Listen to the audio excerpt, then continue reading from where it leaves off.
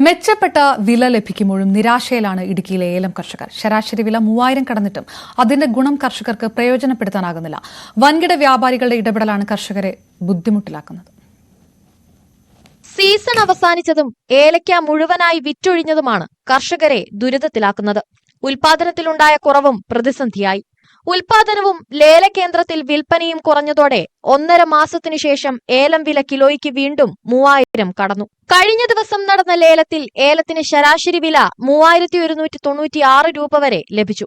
1.5 മാസം മുൻപ് 2 ലേലത്തിലായി 1 ലക്ഷത്തിലധികം കിലോഗ്രാം പതിവുണ്ടായിരുന്നു.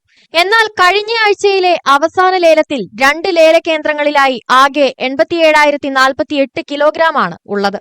ഏലക്കായുടെ സീസൺ തീർന്നു.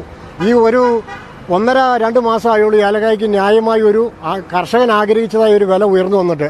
ആ വില വന്ന സമയത്ത് കർഷകന്റെ കയ്യിൽ കായില്ലാതെ വന്നു. അപ്പോൾ കായുള്ളതെന്ന് പറയുന്നത് ഇവിടുത്തെ കച്ചവടക്കാരുടെ കയ്യിലും വൻ തോട്ടക്കാരുടെ കയ്യിൽ കായിരിപ്പുണ്ട്. അതുപോലെ തന്നെ വൻകിട വ്യാപാരികളുടെ കയ്യിൽ കായിരിപ്പുണ്ട്. അതുകൊണ്ട് കർഷകർക്ക് അതുകൊണ്ട് യാതൊരു പ്രയോജനം ലഭിക്കുന്നില്ല.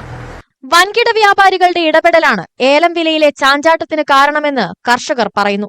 ഉൽപാദനം കൂടുതലുണ്ടായിരുന്നപ്പോൾ വിലയിൽ അനിശ്ചിതത്വം സൃഷ്ടിച്ച് കർഷകരെ ബുദ്ധിമുട്ടിലാക്കുകയും സീസൺ അവസാനിച്ചപ്പോൾ സ്റ്റോക്കിസ്റ്റുകൾക്ക് ലാഭമുണ്ടാക്കാനായി വിപണിയിൽ ഇടപെടുകയും ചെയ്യുന്നുവെന്ന് കർഷകർ പറയുന്നു. ഏലക്ക ഇല്ലാത്തൊരവസ്ഥയാണ് എന്ന് പറഞ്ഞാൽ ഈ ലേലം വിളിക്കുന്ന ആളുകൾ അവരൊത്തുകൊണ്ട് ലേലത്തിലെ വിലയിടിക്കും. വിളിച്ച ഗുണനിലവാരം ഇല്ലാത്തോ വലിപ്പം കുറഞ്ഞ ഏലക്ക വീണ്ടും വീണ്ടും ലേലത്തിൽ കൊണ്ടുവച്ച് വിലയിടിക്കുന്നു.